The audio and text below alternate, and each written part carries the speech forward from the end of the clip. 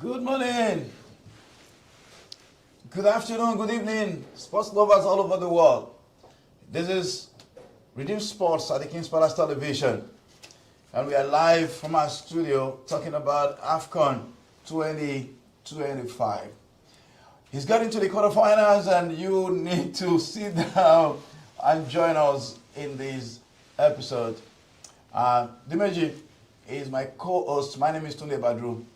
And together, we will be having a conversation with two guests. But before we introduce our guests, Dimeji is Afcon 2025 in the quarterfinals. Two matches have been played already in the quarterfinals. Mali lost to Senegal yesterday, marginally 1-0. And Morocco dealt with Cameroon. It was 2 goals. Now we have 2 matches remaining in the quarterfinal series. Afcon 2025, how's it been for you? I think, Tune, again, thanks for having me co-host this wonderful show with you. I think Afcon 2025 has been not really a game of surprises for me. I think it's kind of been expected. The big boys showed up. They did. And we're not going to go into Nigeria yet, but you can see, how they played. But, I think the games for me so far has not been surprising. I think the big boys, like you rightly said, have showed up. I think this is a tournament where a lot of African teams are starting to just giddy up and making sure that, grassroots football to making sure that soccer, as some call it, is improved on. So no surprises in my opinion. I think this is what I personally expected. Again, Eagles all the way, but. Absolutely. Well, we have with us 2 wonderful, lover of soccer, football. I think today is no longer a guest now because he was with us here. My only fear was the last time he came, Nigeria lost. But today, let me say you're welcome once again. Thank you very much for joining us. It's going to be really spicy and hot and spicy, on this edition as we review the quarterfinals. You are welcome again to the studio. Thank you, Pastor Badru. Of course, a dying fan of Super Eagles. You know him by now if you are familiar with our podcast. Yemi Ajayi is here. You're welcome to the studio as well. Thank you very much for having me. All right, so let's dive into it. Today we're going to be having 2 quarterfinal matches. The last 2, by the way. 10 a.m. Central Standard Time will be Algeria versus Nigeria. I call it the match of the, Nigeria, the match of the Nigerians, It's going to be explosive. But before we get into it, Dimeji was saying earlier on that we have not seen too many surprises like the big boys, came out and they came to the party and did the thing. In my mind, I thought maybe if there's any surprise, I wasn't thinking Nigeria will beat Mozambique 4-0, but it was still a game of the big boy playing out. In a minute, just give me your feel of these Afcon. Let me start with you and I go to Tunde with the same question. My feel of the Afcon is a very, very good tournament. We've been well represented. Even we have people in the Europeans, South Americans actually speaking about the competition. Well reffed. In as much as there's this whole stuff going on. But you can't talk about the atmosphere. The atmosphere has been electric. The game has been really, really good.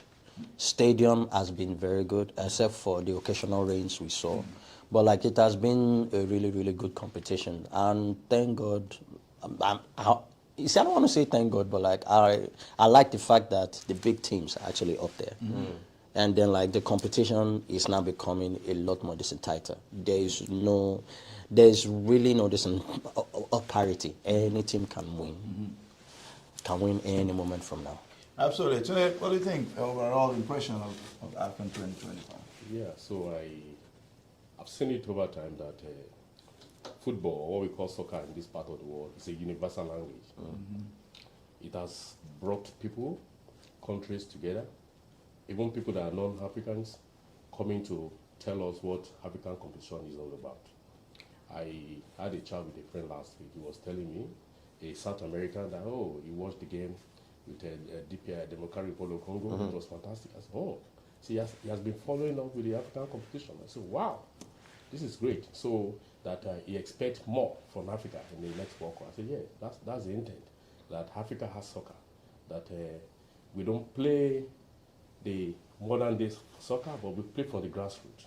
And that's what I'm seeing at the Afcon currently. I see guys displaying skills, even new talent coming up in this competition. I think it's a good game, yeah, so far. Absolutely. So let's dive straight into the two matches today.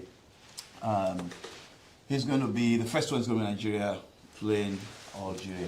Yes, and these sir. guys have played themselves many times.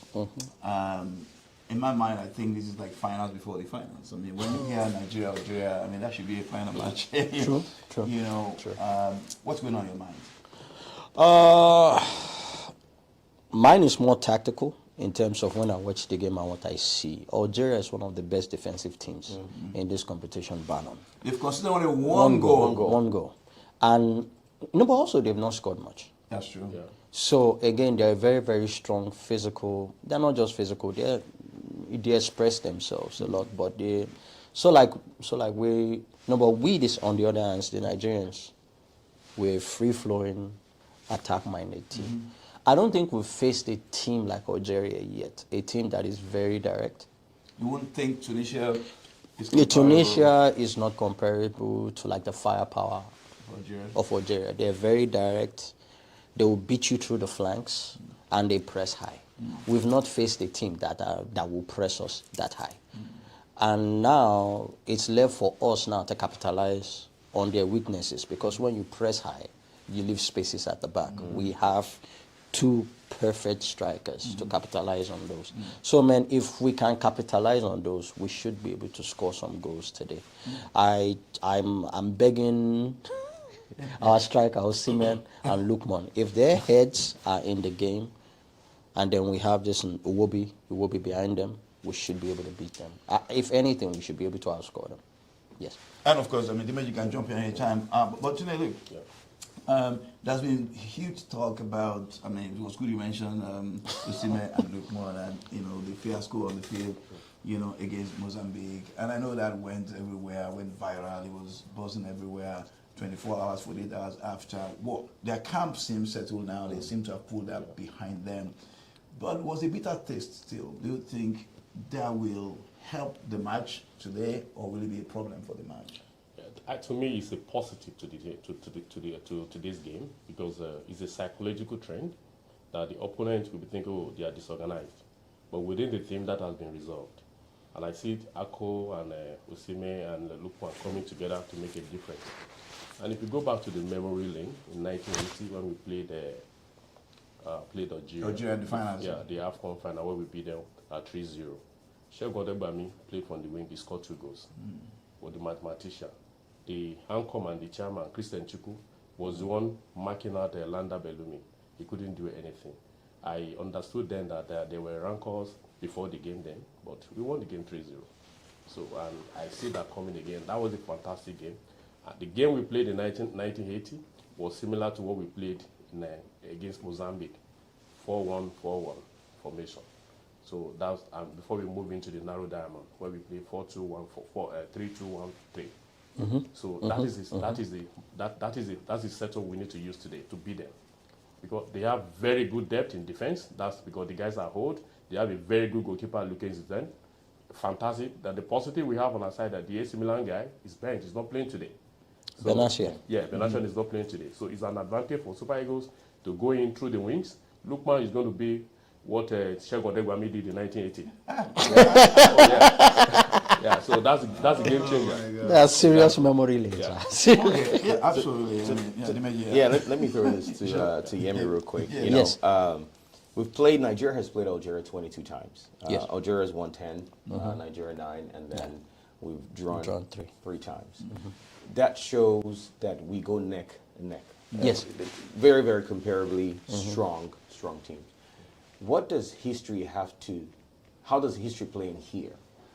Is Algeria truly looking to take one more lead, or Nigeria looking to take one more lead in terms of knowing that we're neck and neck? It's a different case if Nigeria has won Algeria more times than Algeria has won Nigeria with a large margin. But we're very neck and neck. How do you think that's going to play in this game today? As a matter of fact, before you take the question, I would say it was 9-9. Actually, Because, remember the match they gave to them? Yeah. World Cup. And I went to And it was a draw. Unofficially. It was a draw 1-1, and then we fielded, I think Abdullah was the guy that we fielded, and then they awarded the match to them. So on paper, really, talking about the neck to neck, it would have been 9-9, and then 4 draws. But over to you. I mean, you see, I want to believe that the officials, the Nigerian officials and the past players would have mentioned this to the players, like, hey, man, we have scores to be settled with Algeria. There's the psychological part. Do not make that mistake that soccer players undergo that psychological part. They would have studied their history to know that we have bones with Algeria. This game is so crucial for us to win because listen, lately every time we play them, we just don't play well and they somewhat get an advantage on us. So like this game now, the good thing about this game is we have the players. I think, in my opinion, we are better than them, but like they have much more organization and they've been together for a while. That is the only thing that we are facing. But we have youth. We have youth on our side.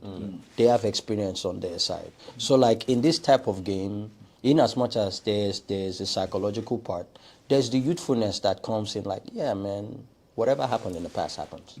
We're better than you guys. And then we'll show you that we're better than them. And then also the good thing about it is we have a level-headed coach to a point where he doesn't get riled up. He's just stoic in terms of he's looking, and I want to believe that he would have just injected the players with a lot of belief that, yeah, man, you guys are better than these people. Now, we've trained, we've practiced everything, formations, how we will attack, how we defend, transition play, we've done everything. Now, go show us that.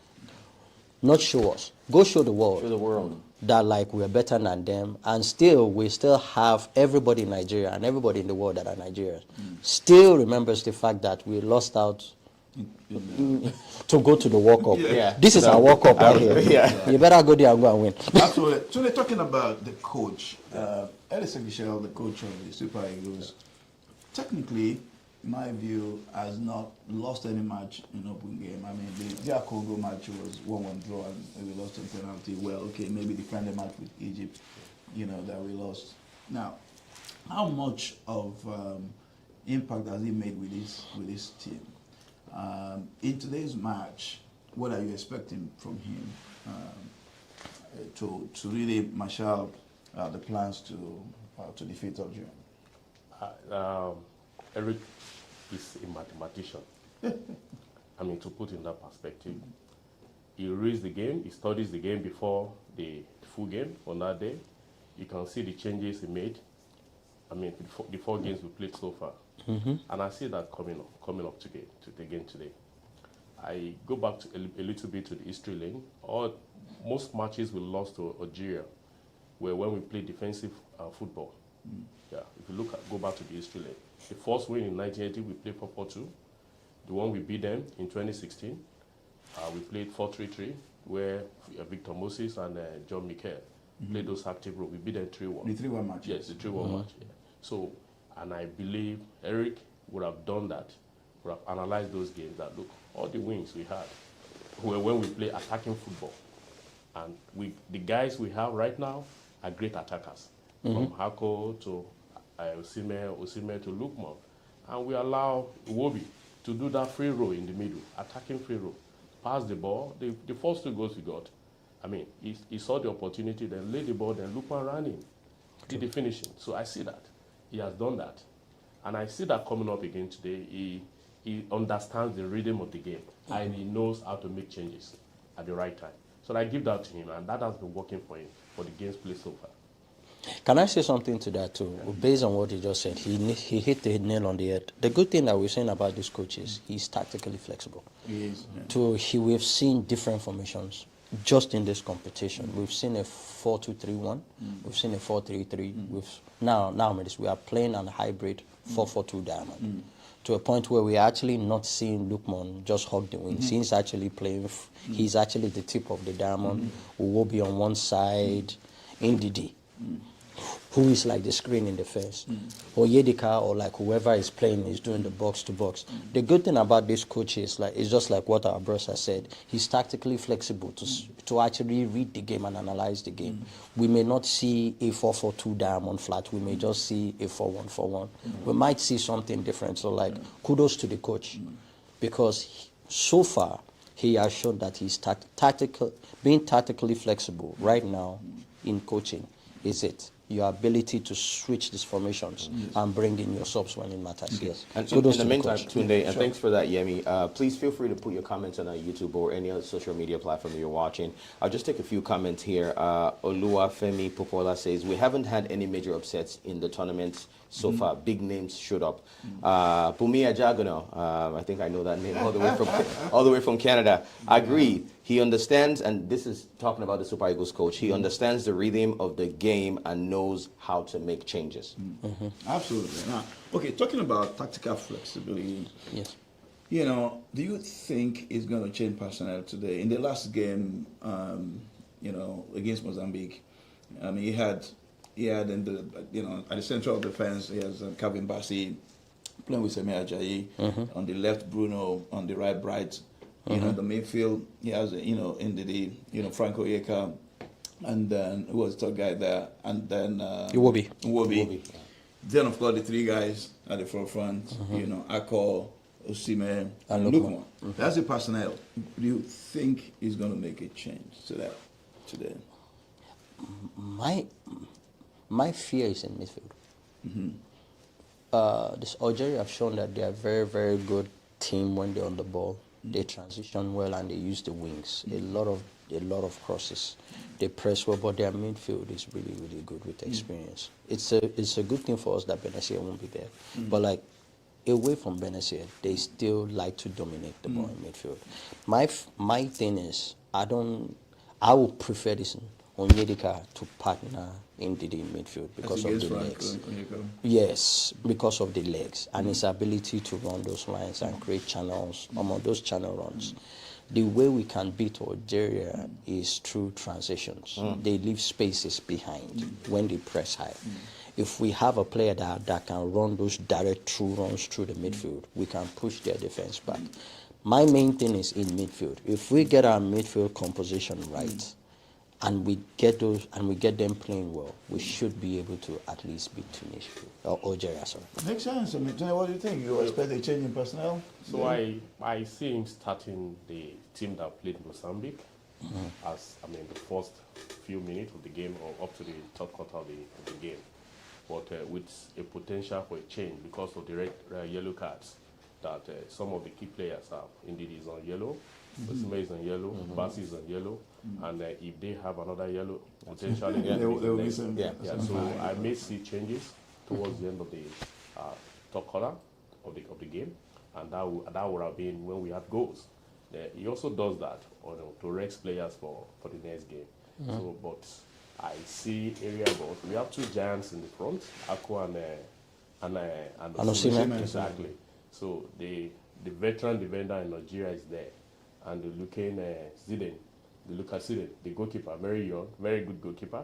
So I want to see a lot of area ball today coming from the wing and with area goals going to the net. That's my expectation. Then after that, you can make some changes, bring in other players to rest these players for semi-final. Okay, before we leave Nigeria, Algeria match, will Nwabali be? How's he fared in tournament? Man, he hasn't had a really good tournament. I don't know what has gone wrong with him, to be honest with you. For the past almost a year now, he has been off, man. I told my friends that are prayer warriors to just facilitate for him because you don't know the Nwabali you have. Nwabali, you don't know. 1 minute he's really good, then the other minute you are scratching your head, then the other minute you want to run yourself through a wall. I just pray that today Nwabali reminds us of how great he was. I'm talking of last 2 years, when he came from nowhere and just dominated the post. If we have that Nwabali, the chances is that I can say this. If Nwabali can show up like he did in the past, we will get to the finals, regardless of who we play. Okay. I know the Major will not let us escape prediction, but before we get to prediction, let's quickly touch on the second match today. We have Cote d'Ivoire playing Egypt. Yes. Egypt has not, in my view, I mean, they've not been really great so far. They might, do better today. But what do you think about the fixtures between Egypt and Cote d'Ivoire? Cote d'Ivoire showed some presence. Apart from some flashes that we saw from Salah and all of that, in late-minute goals, etc. For me, I don't think Egypt has, been really great. But, once we get to the quarterfinal, things can begin to change. What do we expect to see in the match between Cote d'Ivoire and Egypt? With Egypt, you have a direct team that is very physical, and they have two experienced players that have played in the biggest of stages, in Salah and Mamouche. With those two, they can create anything from nothing, and they can score. The team works for those two. So like everybody knows this, everybody's responsibilities. You know that your ball, you are getting everything to feed two people, Mamouche and Salah. No, but if you look at Cote d'Ivoire is a very, very dynamic team. Whatever brand of football you want to play, they can play it because they have players that are in form. Their midfield is very, very strong, which is led by the experience of the Sekessie that has played probably with the best of them, Messi's and all. You have Ahmad that is in very, very good form. I've forgotten the name of their left winger now. That is now a revelation from the left that Manchester is trying to buy. Please. That is a conversation for another day. And then and then they have depth in the striking place. So it will be a very, very interesting competition. I see Cote d'Ivoire winning just based on they have better firepower. Egypt don't have as much firepower. If Ahmad shows up like he has, I don't think there's anybody there that can stop him.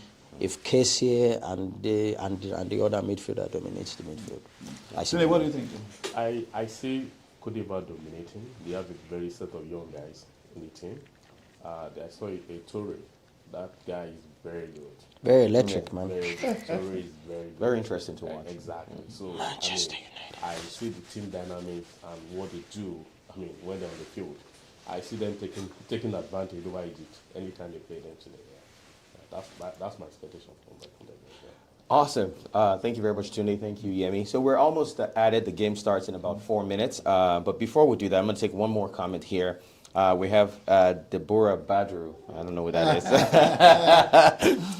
is. She says, the big tactical question is whether Nigeria's firepower can break down Algeria's disciplined backline. I like the word disciplined backline. Discipline.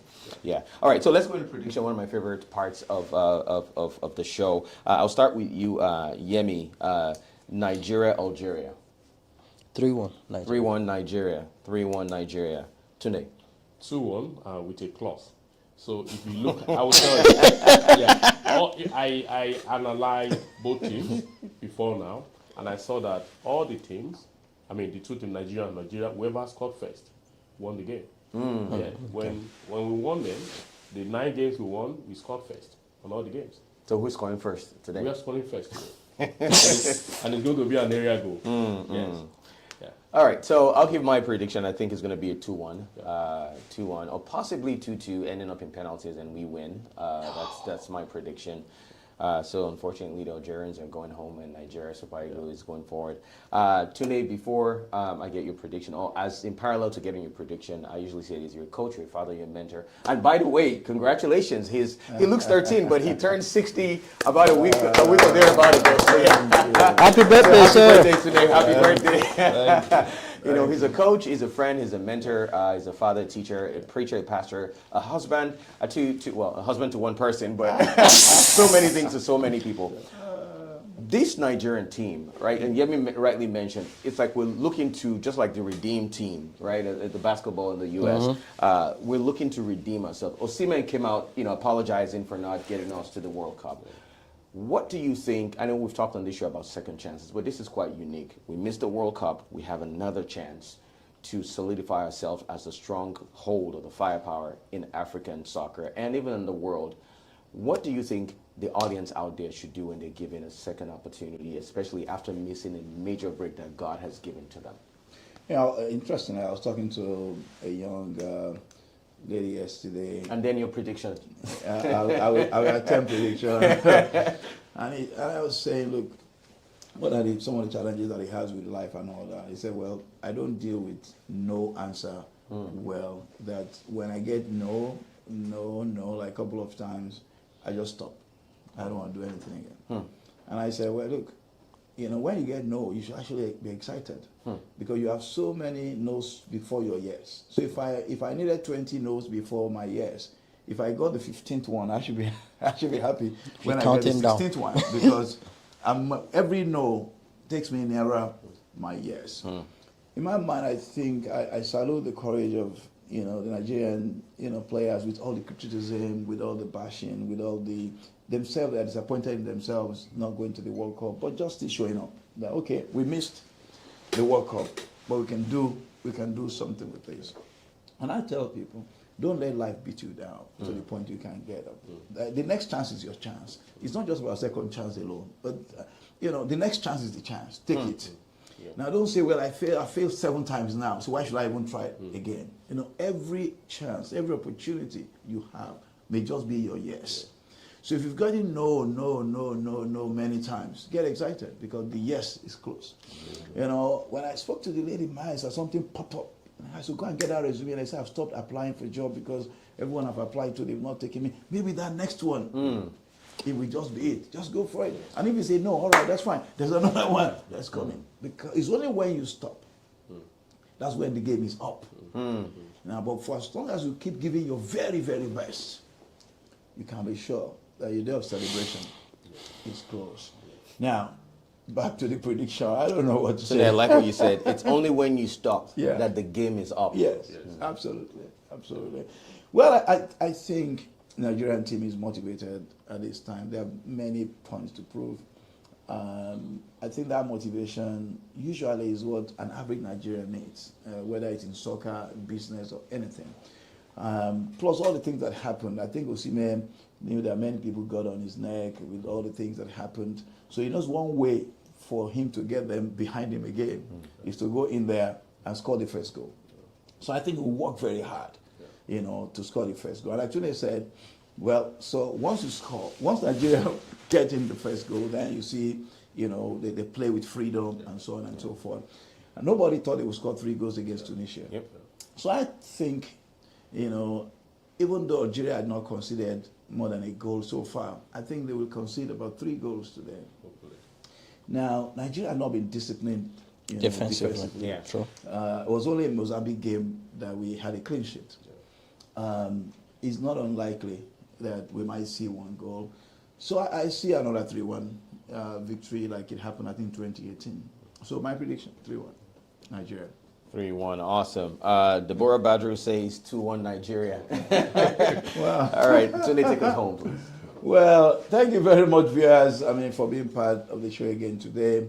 We'll come your way soon, definitely in the semi-finals and the final.